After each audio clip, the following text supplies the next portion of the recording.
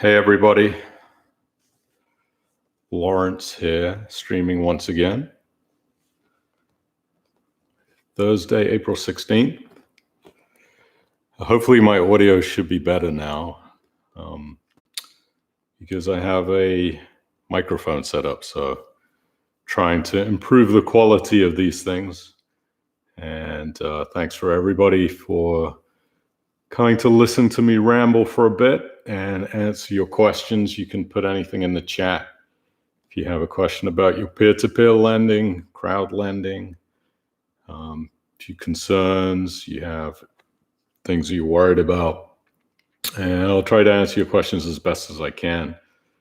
Hi, Peter. Nice to see you. Kerno. And hi, Smith. Nice to see you in the stream. Thanks for joining us. So plenty of things to talk to you about. I know that 8 p.m. you will probably run out to the door and start clapping for the NHS, so absolutely do. I'm over here still in Florida at the moment, and maybe I'll have a little clap in 30 minutes too, so because I do appreciate everything people do. I do have some conspiracy thoughts in my head about COVID, but I don't want to get too much into that. Yes, hi Paul, I got your emails. Hi David, hi Sue, thanks for joining us. So anyway, I will start going through my weekly little update list on what I know about peer-to-peer lending. I sent the wrong link again, really? I just sometimes, I don't know, thank you Richard for letting me know that. Sometimes I don't know where my head is with, I do try to check the emails to make sure the links are correct. But you know, everybody, we're all imperfectly, they say perfectly imperfect, so I do get things wrong, but maybe next week I'll get it right. But at least the chat was on this week, which I'm impressed about. So I learned that if you click on a YouTube that it's made for kids, then they will not allow the chat to happen. So I've learned that you have to put that it's not made for kids and the chat's okay. So, which I thought this was okay for kids, but apparently YouTube doesn't say it that way. So who else is here? Paul. Hi, Paul. Richard. Andrew Wilson. Welcome for the first time. And Martin is here in sunny Leeds, a place near and dear to my heart, not too far away from my hometown of Grimsby. So let me know where you're coming in from today. Hi, Esther. I believe, yes, that's Esther. Let me know where you are at this point in time. So I'm here in Orlando, Florida, stuck in the US, quarantined. You can see my hair is starting to get long because I can't get a haircut. So anyway, I'm sure you're interested to know what's going on in the peer-to-peer world. I will answer your questions about my thoughts. Again, everything is just an opinion. Portugal, Glasgow, Jonathan in Manchester. Yeah, I have my sister lives in Simister, so I'm sure you'll know that if they say Bury. So I got ties to Manchester. Also home of Assets Capital. Runnymede, yeah. Portugal sounds like the sunniest place right now, but I heard it is nice up in some parts of England right now. Newcastle, we got London. So yeah, diverse. Hello and good evening, Chica boy. Hi, Chica boy. So put your questions in the, it's raining in Portugal. Cornwall.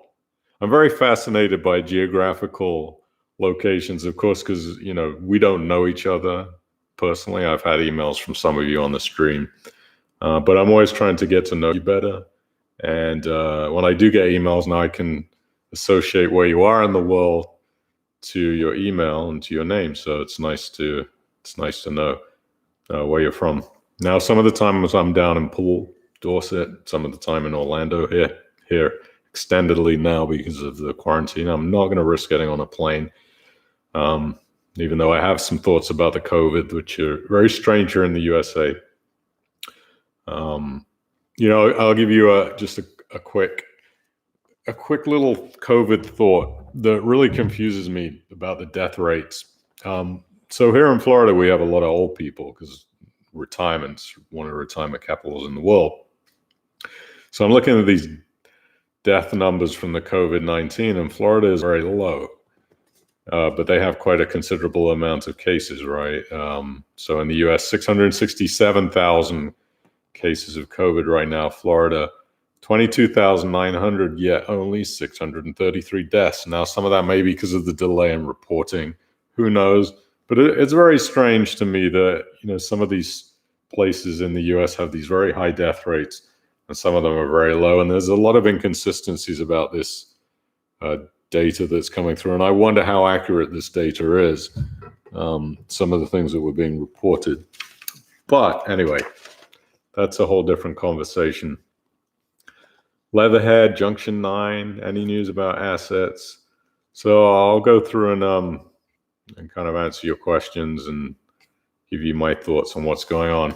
So to me, it's becoming very clear in the peer-to-peer world, which businesses are positioned operationally well. We're seeing a lot of the communication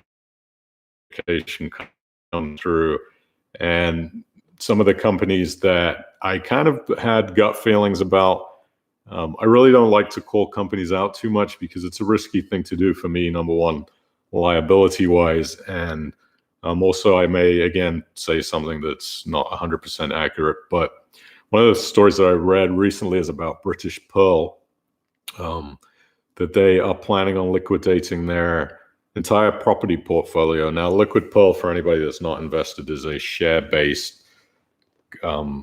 What they do is you buy shares in properties through SPV, similar to Property Moose and Property Partner and those type of companies. Property Moose used to do that. They don't anymore. So I read today, or a couple of days ago, that British Pearl is looking to sell our entire portfolio. And that was one of the companies I was really unsure about. I did meet them and they seem to be nice people, but I just had a gut feeling that something, operationally didn't seem right about them. And so I wasn't really surprised to read that they were trying to liquidate their portfolio. I just wonder what that means for investors, because I just can't see a property portfolio being liquidated now or anytime in the near future. So, for anybody that has money in British Pearl, I do hope for the best outcome, but it wasn't a company that I really felt comfortable investing through. But I've gotten it wrong before, so it wouldn't be the first time if, they were a good company, but right now it's looking like they're trying to sell their property portfolio off. Let's talk about Zopa for Mr. Paul. He emailed me about Zopa, and, Zopa's funny because they've done a couple of things this week. And one of them is stopped high-risk lending, which Zopa has bands of lending, which go from A, B, C, D, E, and do they have an F? No, they don't have an F, but A being the least risky, what they consider to be the least risky, through to E, which would be the most risky. So they're going to stop lending on C through E loans now for the risk. They consider that high risk. And what that's going to do is hopefully will make Zopa a little less risky, but it will probably reduce your returns if you're invested in the Plus, the Zopa Plus product, which is supposed to pay a little bit higher returns. But since they're getting rid of these high risk lending criteria now, and that's not for all loans, but it'll be for any new loans that they write, and probably temporarily through the COVID situation. But that you may see your returns suffer. I've noticed my estimated returns for Zopa Plus have gone, I think, into the low 4% range, and that's the reason I've sort of been an avoidant of Zopa, even though they have this great track record of being around for the longest period of time for any peer-to-peer lending company. I just think that the risk there on those Plus product, you're not getting any really good type of return for having to lend to people in the C, D, and E categories, and to get 4% to go into that high risk Plus product it's just not good value for money. So coupled with the fact that Zopa is losing a lot of money every year on the books, and not to say they're not well funded, they are, but for me it's not really a place that I want to put any significant amount of money. So one other thing that Paul and I had spoken to on the email is about if you try to exit. I did a little test exit, and Zopa has this thing called a market rate adjustment fee. It means, so for somebody like me that had loans from a year ago, if I tried to sell my loans and those interest rates have changed, I'd be responsible for the shortfall of those interest rate changes. What that means, I put up a little test amount and it looked like the exit fee was about in total 6.2%. So they have a 1% baseline exit fee on Zopa, and then you're going to pay this market rate adjustment fee. And mine was 5.2%, which is really ridiculous. But, I mean, if you read the terms and conditions of these and also read my reviews, you'll see that they have these rates, and that's just something you have to be prepared for if you are trying to exit out of these peer-to-peer lending companies. Not all of them have such fees, but Zopa's had that market adjustment rate fee in their terms and conditions for quite some time. And I'm not somebody that's really used the exit facility on Zopa because I just kind of let my loans trickle out and then I take it. So if you are trying to sell out a Zopa, don't be surprised if you are going to see a pretty substantial fee on your account, and maybe that's worth it for you. So I'm just going to go through some of your questions here. David said, is it time to exit peer-to-peer property lending due to the economic hit expected in the UK? Won't this cause a lowering of LTV rates? Is it time to exit? Well, I think one of the things right now, David, is you're going to find you probably cannot exit. I'm certainly not exiting. I think long-term, the UK property market will be fine. The big looming question is, which of the peer-to-peer lending companies can survive through the economic downturn, and which companies have enough cash to go through this cash burn. Most of them are pretty well funded, and some of them are doing things like furloughing employees to reduce their expenses. So I'm personally not concerned. I haven't really tried to exit out of any of my peer-to-peer property lending, but I wouldn't blame anybody for having that view that there are some troubled times ahead, and possibly for the peer-to-peer lending companies. So that's really something you're going to have to decide. For me, I'm sticking through the storm to see what happens, but yeah, I see what's going on, why you'd have that concern. Let's see what else we got here.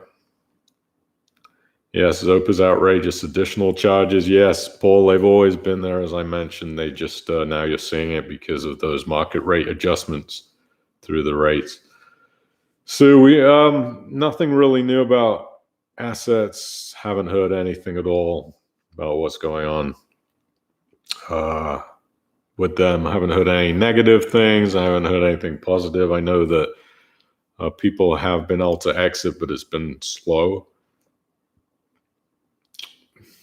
Not concerned about it. Again, for me, I think the long-term assets is going to be okay.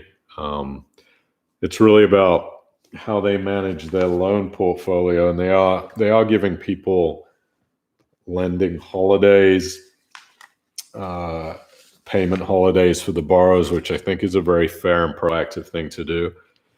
I mean, the assets doesn't want to start sending in the bailiffs to try to collect these loans now. So they're going to take that proactive and try to keep their borrowers to a point where they can get some kind of government assistance, give them time to do that, and then hopefully start to pay on those loans after the payment holiday.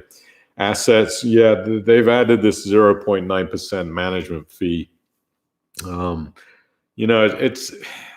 It sucks in a way for us investors, but the worst case scenario is you see these companies going into administration, and I'll talk about Lendy and collaterals administration, where we are with those. But you as an investor, it's better to take a 0.9% a year reduction in your rate than for a company to be in financial trouble.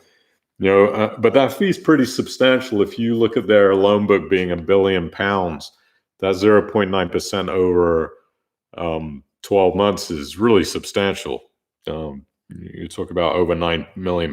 But what I think you'll see is that fee will be removed when things start to normalize. So, just try to think of that fee right now if the assets is charging as a temporary fee, and we'll see what happens with it. Hopefully it won't be around long term. Let's see here. Andrew says global equity markets nosedive 26 to 30% down, come back a little now to 16 to 20% drop. What's your thoughts? I'm really confused by the markets at the moment. They really don't make a lot of sense. I think expectations of what the market is going on at the moment, and if you look at what's going on with the economy, I follow the UK and the US economy mainly because I think they're very closely related. But take for example the US, the market's still relatively, I mean, it's down from where it was, but it still continues to stay propped up. And I think that's really strange because the earnings reports that you're going to see in the next few weeks are going to be they're going to be dismal. I mean, I foresee even hospitals earnings reports are going to be difficult because what's going to happen is people are going to go into US hospitals and take medical care that they can't pay for, and then they're going to default. The medical insurance companies, I think people will start to stop paying on the medical insurance, so the insurance companies are going to start suffering. I'm seeing that from a couple of readers who are in the States email me and said they've had phone calls from insurance companies in the US saying, hey, we want to check on you to make sure everything's fine. Are you going to be able to pay? And what that says to me is the insurance companies are worried. So earnings across the board are just going to be really destroyed for the next God knows how many months. So, the idea that the stock market is still relatively propped up, I think is very false. And I think you might possibly see another downturn. I certainly am not in the position that I sell things trying to time the market. I'm a very long-term a very long-term investor. So I actually look to buy during these dips. So yeah, I do think the markets are going to go down, but that's anybody's guess because they're not acting in any way that makes sense right now. So I wish I had that crystal ball. It's on order, but it's been on back order for years. I just don't understand why Amazon is not delivering. If you can do me a favor right now, hit that thumbs up button on the stream. It helps me out with the YouTube algorithm and gives me a little bit of a boost in when my videos are shown on YouTube. So hit the thumbs up and subscribe to the channel. Let me go ahead and read some of these thoughts. Hi, John. Jonathan Harrison, Assets Capital Updates. Again, exit is very slow at the moment. I think you're going to see very little in the way of being able to exit from many of these peer-to-peer companies, except for LoanPad, that I've been able to have no issues with them exiting. But I think most of them are going to be in a freeze point right now. Assets being the same. Haven't really heard anything, but I have reached out to a representative there that I'm in touch with. So next week, I hopefully will have some news on assets and what's going on with them. And I'm not sure that they know right now how things have been affected, but I think in the next week or two, they will know a lot more. Chica Boy, thank you. Thank you for the safe well wishes. I am going to be careful with this virus, despite my thoughts about some strange things that are going on with that. I'm not a big vaccine fan, by the way, so when I start to hear about Bill Gates and he wants to vaccinate people in the US, it makes me a little strange. Hi, Timothy. TJ from Newbury. Hi, thanks for joining the stream. Yes, Paul, the amounts of defaults in Zopa was crazy. You're going to see a lot of late payments and things like that on, I mean, not only through peer-to-peer, but at the banks. You're going to see it on mortgages. This is something that's not solely in peer-to-peer. It's all across the board, business lending. So we're just in a very odd time now. So, just bear that in mind. It's part of the risk of peer-to-peer lending that you have an economic downturn. People won't necessarily be able to pay. And that's just part of the risk. Let's see. got rid of Zopa last year, AC chap. Yes, definitely agree. I could see why you did. I wasn't a big Zopa fan, never have been, but defaults were definitely something that we're starting to increase. Gareth Davis said left index retainer zones. Left index retainer zones. Gareth, I'm not sure if you can explain a little bit more about your question. Elaborate. I'll try to give you my input on left index retainer zones. See, Martin, did I get my rate setter balance sorted out after it unexpectedly dropped to zero? Yeah, so I had a problem last week. I put some loans up for sale in the quick access account in rate setter, and I didn't put them all up for sale, and it showed my balance as zero, and it didn't show anything on the transaction. So I went ahead and emailed we've been talking a lot about assets capital. I emailed rate setter, and my support guy over there said they would take a look into it. And then, funnily enough, a couple of days later, I see this new feature in rate setter's dashboard, which allows you to cancel out your access exit, which any money you have in there, you can now, it's sort of like a quick cancellation. So it looks like they've added that feature, and then yes, it did. My balance did get fixed, which was nice. They were very prompt in fixing the rate setter error. Let's see here. Assets communication has been minimal last month. What do you think about their silence? Yeah, I mean, they definitely have been a little bit more silent than some of the other companies out there. But I've also experienced that with some of the other peer-to-peer companies that have never really been high communicators, but I will reach out. Sorry, I have reached out to my rep over there to find out anything. Honestly, if shit was really hitting the fan, would they tell me? Probably not. Maybe they'll give me some information off the record, but what I'm imagining that they're doing is furloughing employees, trying to reduce their expenses. They've mostly with this borrower payment holiday, they're going to expect the revenues are really going to decrease, but assets they are, as I understand, well capitalized. They've been profitable for a little while, and then this 0.9% fee will sort of bolster that financial loss that they're going to probably see over the next couple of months. If you have got a lot of money in any of these peer-to-peer companies, I think this is a really great lesson on diversification and how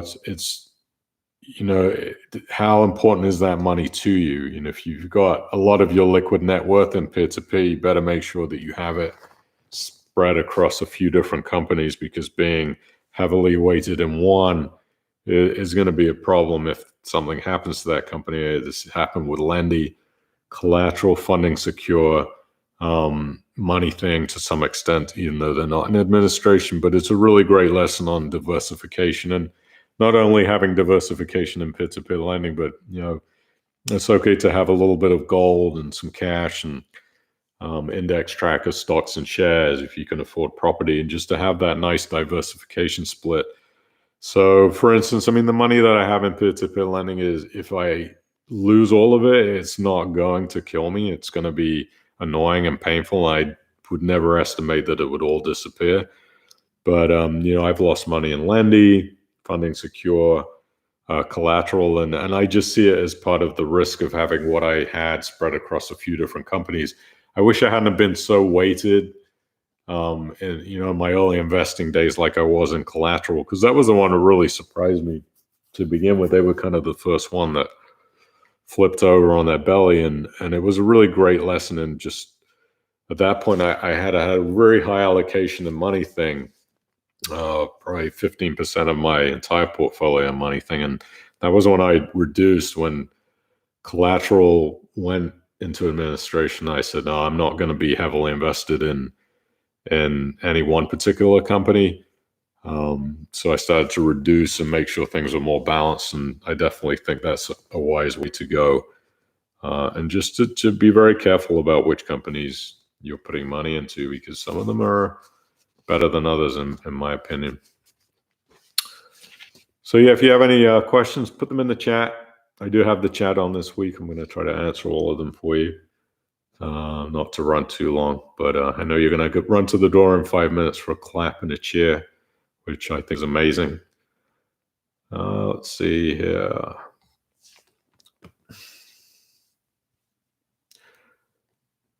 So do I know how assets are going to collect that management fee? From what I understand, it will be taken off during the collection of loan revenue. So it's just what I understand. When you get a payment, they will take that fee off your payments, and that's what I understand. Let's see, assets test W yielded 60. Oh, I presume John Day says assets test WD WL 900 yielded 60 in 2 weeks. So I'm presuming, John, that you're saying you put in an exit for 900 pounds and you've had 60 pounds back in 2 weeks. Yeah. I mean, totally understandable. There's no demand to exit. There's nobody buying your loans. Then yeah, you're going to see a slow exit. You'll see that in most of the peer-to-peer lending companies right now. Paul Highsmith says, I was impressed with Easy Money, sold and had money within a couple of days, no charges. Easy Money, I don't have any experience with them. I experienced exactly the same thing with LoanPad though. So obviously the liquidity has been good with some of these companies. So Easy Money, I guess you had good experience with them, and LoanPad, I've had a great experience with being able to exit recently. So apologies about my disheveled haircut here too. I'm wondering if this thing is going to go on for another 2 months. I'll start to look like a lumberjack, with the big fuzzy hair and the beard. And but you know what? That's just the way it is. So. See, James says, I've been able to withdraw 0.8% in a month from assets. Yeah, that sounds about right. That sounds about right. Thank you, everybody, for hitting the thumbs up button. I appreciate that. Sometimes a guy needs a bit of validation in his life, and the thumbs up and the comments and you typing things in the chat just gives me that bit of validation that I need. Otherwise, I'd be a lonely, unvalidated gentleman. So thank you for hitting the thumbs up. And Andy says, what are your thoughts on LoanPad? Seem to be the best one operating at the moment. I wonder if Andy is Louis in disguise. No, I don't think so. But Andy, I'm very, very happy with LoanPad. I think they're doing everything right. They're being transparent. They've got an average loan to value of 28% on their loans, which is, magnificent. If you know anything about property lending, you want that loan to value to be low. They got about 1,600 lenders. They only have one default. What I like about LoanPad too is their loan sizes. They don't have these big 1, 2, 3, or 4, 5 million pound loans. That's what really sunk Lendy, was having these big loan chunks that, when one of those big loan chunks defaults, you've got a big problem on your hands as a peer-to-peer lending company. And LoanPad, their average loan size is 376,000 pounds. So, what that means is if one of those loans go bad, it's not this massive portion of their loan portfolio, which keep that loan amount manageable. That's a great business plan. So yes, I'm very bullish on LoanPad. I'm a fan. I think it's a good place to stash money. Chica Boy says, I just opened a 7,000 euro ISA with LoanPad for 20 to 21. I trust them with my money. Okay. Let's see. Ray Seto was easy to get out of, no charges. I haven't had the same experience. It's been 3 weeks now since I put my sell order in, so I haven't seen any of that money back yet. I think it will get longer and longer as the COVID goes on. I think they're saying estimates of a month to exit, but that's just going to be on the demand and supply. But if you are able to get out, I'm presuming, Paul, that you put your sell order in very early. And that's the reason why. So everybody's just going to have different experiences with the length of time. But I'm thinking it's going to be at least a month to get out of rate setter. But they are processing the withdrawals. I think they're just seeing a lot of withdrawals.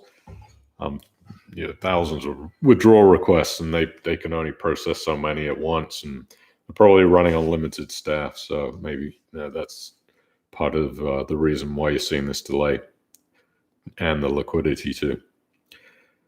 Cheeky, you're still waiting to get my £13,000 out of funding secure. Cheeker, I don't know if that you mean it's in your holding account or if it's in defaulted loans, but yes, I can understand what's going on. I've withdrawn money from my holding account in Funding Secure last week, and it came through in a few days. So I think if you have money in the holding account, you will be able to get that out. Keith, what it asks, hi Lawrence, thanks for your insights. You're very welcome, Keith. Thank you for your question. One thing that I was disappointed about Growth Street, I logged into my account today to change reinvestment settings and was not able to do that. Questionable why. I do understand why they're doing it. What Growth Street's problem is they're on a 30-day loan cycle.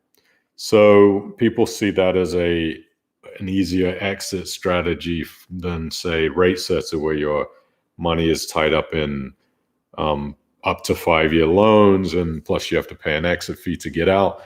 So what's happening is Growth Street is seeing a run on the investors trying to exit. And I would imagine that the percentage of investors trying to get out of Growth Street is very, very high, because they're on 30-day loan cycles. That means investors would think that once the 30-day loan came to an end, they would be able to exit out and not have to worry about Growth Street. Now, the problem is with Growth Street is probably their credit lines are not necessarily being paid back within the 30 days like they normally would be.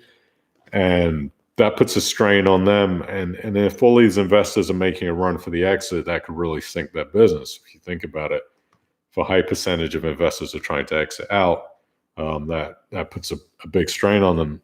So they're really trying to protect their business. I would do the same thing too. I mean, it says in the terms and conditions, if there is a credit event, that they, a lot of these peer-to-peer companies, including Growth Street, have the ability to put these freezes on investments and exits.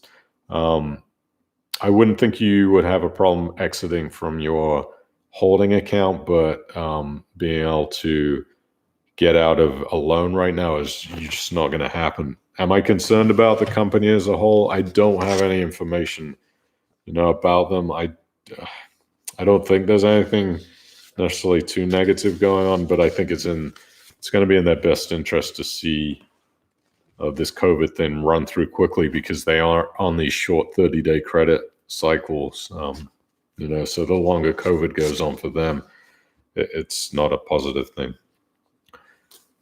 So let's see what else.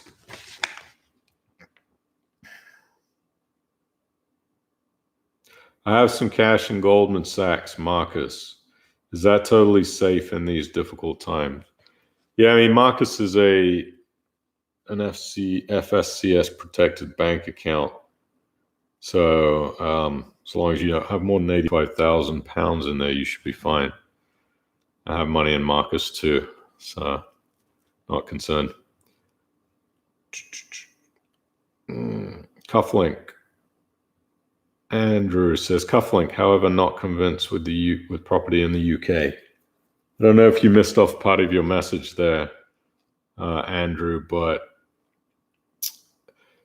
thing about property loans is if they're valued correctly, you have a pretty good loan to value spread. So if they're valuing correctly and the properties have a 30% spread between loan to value, in theory, if they will have to liquidate the properties, they should be able to recover capital. Issue is right now is you probably wouldn't be able to liquidate property if you did need to. But I think the Cufflink, you're just going to see them sort of riding through the storm and biding their time. When I did speak with Amy at Cufflink last week, they said they've been busier than ever as far as loan applications, but they're in a wait and see holding pattern because they just want to do what's best on investors' interest. And I think they've been seeing loan money, actually investor money coming in still. So people do want to still invest through Cufflink, but they're in a wait and see. But that's about all the information I have with them. I still have money invested through Cufflink, not a huge amount, but still one of my companies that I think is going to be fine. Richard Weber says, I see with RateSetter, they appear to be selling from different markets at different rates. Do you know why? They use a single pool of funds, so it doesn't make sense. Last time when I went to RateSetter, I sat down with the CIO, Mario, and David Battersby, and they try to explain like how this whole RateSetter system works to me, and I'm not the best at articulating how things exactly work at RateSetter. I do understand it, but it is confusing. And if what you're saying is correct, I haven't really looked into it that deeply to see where they're selling from different markets at different rates. What I would imagine they're doing is because they are in a very unusual credit market right now. If they are doing that, it would be to protect investors' money. So you say they use a single pool of funds. It doesn't make sense.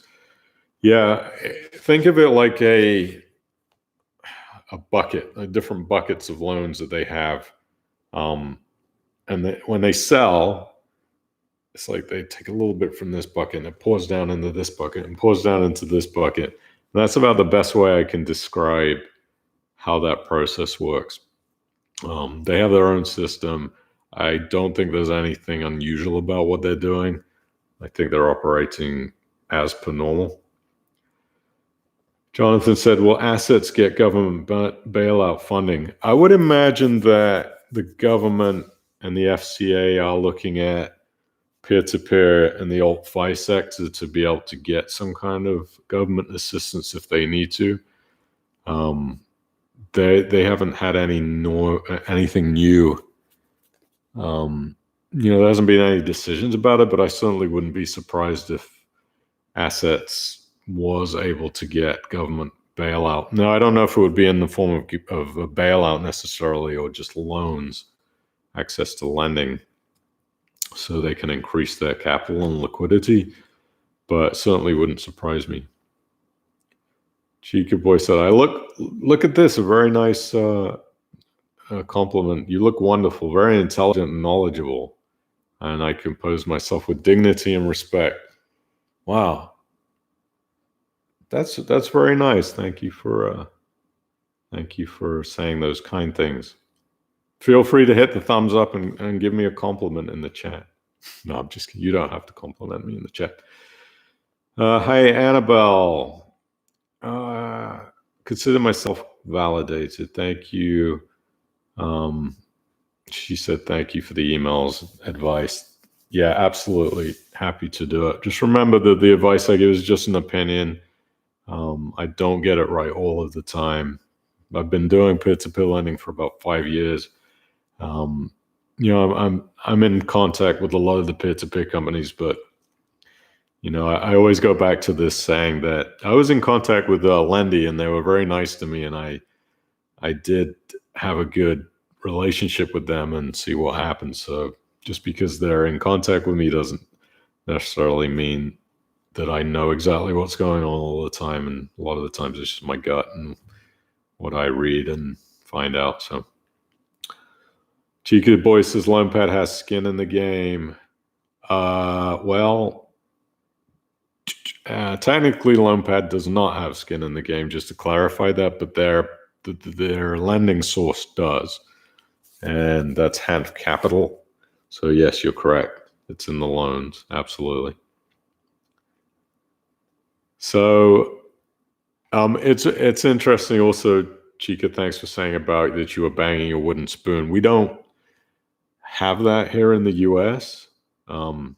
It'd be nice if we had that. I hear a lot of the European cities are doing these rounds of applause and things. So I don't know what that's like, but I bet that's a really wonderful thing to experience. So let me know in the comments what that's like, when you do go out and come together as a community and bang those pots and pans. And I think that's really great.